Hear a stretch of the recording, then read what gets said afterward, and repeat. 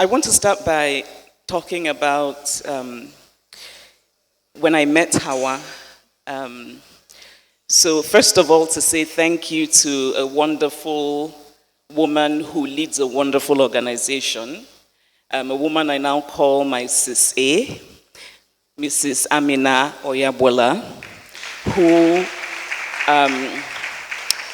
who I met when I was fortunate enough to be giving the Whisker Achievement Award, and really just was so moved and impressed and inspired by her and by Whisker and by this idea that women can in fact support other women in a real and genuine way. I think we still live in a world where we don't have enough of that, women supporting women. And so for me to experience Whisker was a kind of initiation into this sort of temple of hope. It just made me think we can do more to support one another. And at that event, there was a woman who was on stage talking, and I listened to her. She was running for House of Reps from Kaduna State, and I was just, she spoke honestly, she spoke, and you've listened to her, she spoke with heart, and she had a vision, and there was a wonderful mix of fearlessness and vulnerability about her, and I was just in love. And I said, who, so I said, no, Hawa and I have to meet. And we had a little chat, and I said, how can I help? How can I help? And so this idea of this fundraiser, which, sometimes I get carried away when I'm excited about things. And so I was like, let's do a fundraiser, but I don't know anything about doing fundraisers. And so, of course, my big sis sort of took charge and said, yes, we'll handle everything. You just need to show up. So thank you to Sis A, and thank you to Whisker.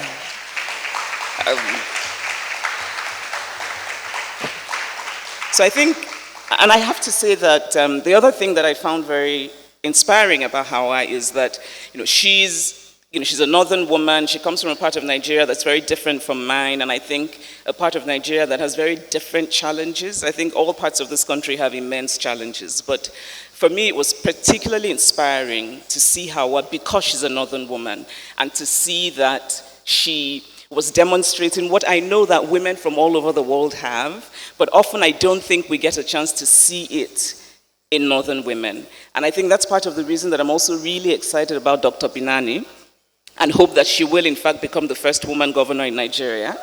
But I think that while we hope for that, there is also something really sad about the idea that we haven't had a woman governor in this country. I think it's shameful. I mean, when you really sit back and think about it, it's wonderful that we're celebrating the possibility, but why has it taken so long? There are many countries that, we Nigerians have this casual arrogance about us. We think that we're better than everyone else for no reason, but there are many countries that we think we're better than, and those countries have managed to have women governors. So we should celebrate, but I think at the back of our minds we should also have a bit of shame. I want to thank the women who are here. I feel so inspired. Simi, thank you for your youthful energy and for going to Ekiti and doing the walk and for showing us that it's doable. Thank you. Auntie Adiola, you are just, you're like one of my favorite aunties in the world. And I love how you said, I haven't said anything. And the reason I love that, I think that's the kind of spirit we want in our political leaders. You stand your ground. I'm so inspired that I thank you, Auntie Adiola. And Joyce, first of all, your style is the coolest, but that's irrelevant. I really, really was struck by what you said about a voice. And I'm really here to help in any way that I can. I know your governor, by the way, so maybe I'll call him. But it's so, I think for me, it's so instructive to learn that this process is not just about money, right? what you said about having a voice and also about having partners to work with is it's so instructive for me, and I hope for all of us. And there is something in some ways, no, I'm not done. So Auntie Reti, thank you for your vibrant, beautiful presence. Listening to you, I remember thinking, there's a kind of stubbornness that I think is one of the greatest blessings a woman can have. You know, when you said that they're like, every 4 years, what are we going to do about this woman again? That's what we want. And for me, it's so important that we encourage young girls to have that stubbornness and not apologize for it. You know, we live in a world where women are very often told, you know, sit back, don't say, you know, don't apologize. And I love that you represent this possibility, stubbornness. Stubbornness is graceful, I think. Thank you. Thank you, Auntie Reti. So I wanted to, I have a new big sister, Abiola Akiode. Can I please, no, I'm not even joking. So please, I want your number, please, so that I can learn from you. Seriously. You know, one of the things I was struck by in listening to the women talking was this remarkable lack of ego and lack of a sense of entitlement, which one often gets with men candidates. And I think it says something about what women can do if they're in power. You know, I've often said that I don't think women are inherently better than men. Women are human. And for the people who say that somehow women are inherently better than men, I often say to them to go to women's only secondary schools and see the definition of meanness. But I think it's not that women are inherently better than men. I think that because of the challenges women face, because of the socialization women experience, that women are more likely to do things differently. Women are more likely to think of consensus. For example, women are more likely to put their ego aside. I mean, I was thinking about this war going on with Russia and Ukraine, and I had read a biography of Putin. And I remember thinking, if you took the ego out of the man, there would be peace in the world. And so I think that for me, one of the things that I find encouraging about supporting women is because I think that there's a likelihood of women doing things differently and better. But on the other hand, I do not think that the case for women is that they're better. I think the case for women political candidates and political representation is that women are full citizens. And if we want a more perfect democracy, then we should want better representation. And so you cannot have 50% of the population being so severely underrepresented. And let's also remember that women don't have to be perfect.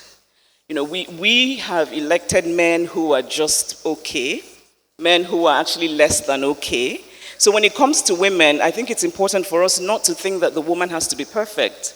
And we also, as we're all gathered here, and I think that there are many of us who believe very much in women participation, it's also important to think about what happens after. So when a woman is elected, we also have to remember that we cannot judge her too harshly. I think very often women are held to much higher standards, and so when they fail in ways that, you know, human beings fail, it's often made to seem as though it's catastrophic. I mean, I remember, I think her name was Patricia Ete, and the story was that she had, you know, I guess stolen money and done something sort of, you know, fraudulent. And I remember how the coverage was so, you know, it was so frenzied. It was so, how can a woman and a mother? And I remember thinking, but she's done what many, many men in the House of Reps do. But why is the judgment so different? Because in some ways we expect women to be angels rather than accepting that women are human. So I think as we support women, as we talk about including them, let's also think about the other ways that we think about women and how we judge women. I also think it's important for us to have role models. When we see what is possible, then we're more likely to think that it's doable. I know, for example, that in my own life, women have been really central for me. You know, standing here, I cannot help but think about my mother, who was the first woman to be registrar at the University of Nigeria, which meant that she was the first woman to be in charge of everything non-academic at the university. And my mother told a story about the first meeting she had as registrar. And everybody was seated, and the sign said chairman, because, everybody before her had been a man. And so she said one of the clerks ran in and said, "Oh, sorry, madam, let's remove it and put chairperson." And my mother said, "No, leave that chairman, I am the chairman." And for me, that story has always meant that it wasn't so much that my mother was saying she was a man, it was that she was saying it is so important that we do not think that the work I'm doing here is any different from what the men who came before me did. And so, in my opinion, all of these wonderful women here are chairmen.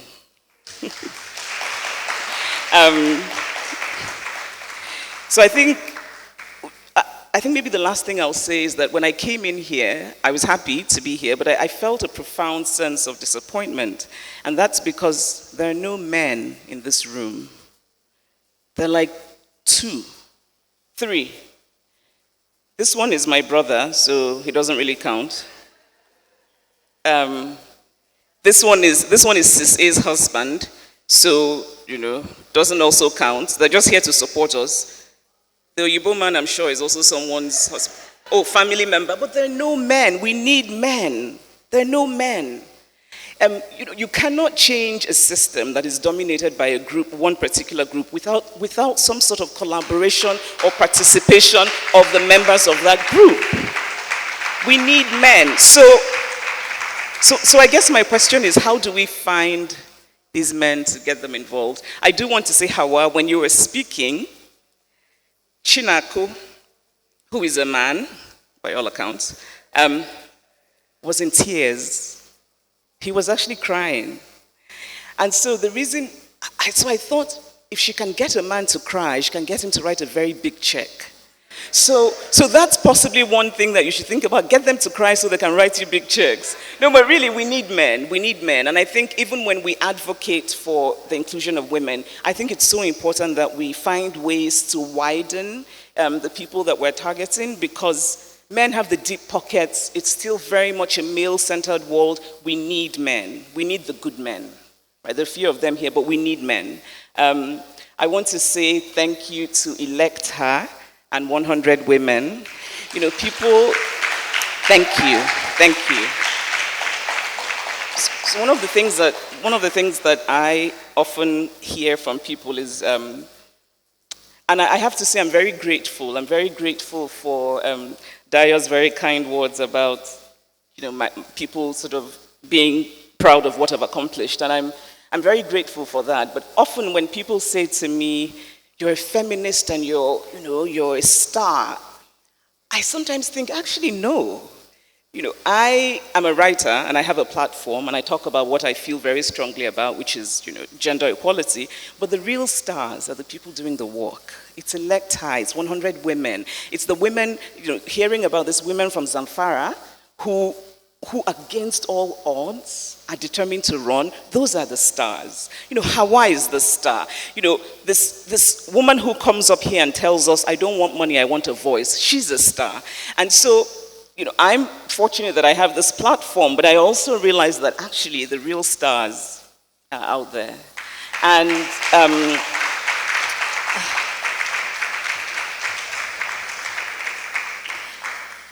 so here I'm hoping for more godfathers and godmothers, because clearly our political system is one in which one often does need godparents. So maybe godparents instead of just godfathers. But Hawa, thank you for what you said about, actually for me it's going to be one of the best compliments I've received, where you said, "I have never met anybody as Nigerian as Chimamanda."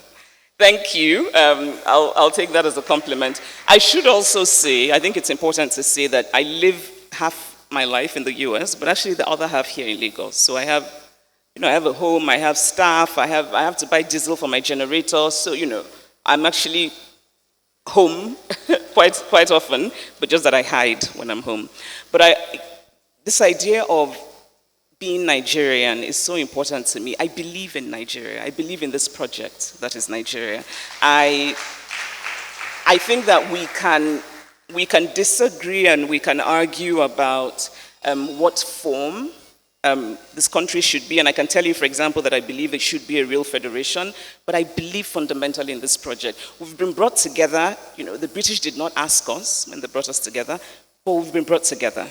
And I think that there is a Nigerianness that I think cuts across culture, cuts across geography, and I believe in that project. And I think it's one of the reasons I'm really happy to be here, to see that there are women who are working towards making that project better. And I just have to say that I think if women are in real positions of power in this country, insecurity would reduce. I really believe that. I really believe that. And so finally, I think maybe what might be wonderful for us to all kind of leave here thinking about is, on a sad note, what we have lost by excluding women, by not supporting women, but also on a happy note, what we can gain if we actually actively stand for women. And so there are people who have said, oh, you can't vote for a woman just because she's a woman. You can. You can. There are many people who vote for men because they are men. Actually, the history, I think, of political participation has been that. It has been a quota for men. And so, yes, you can, in fact, vote for a woman because she's a woman. And fortunately for us, the women here are not just women. They're also really competent people with a vision and a plan. And that is so inspiring. And so, on that note, we're here to fundraise.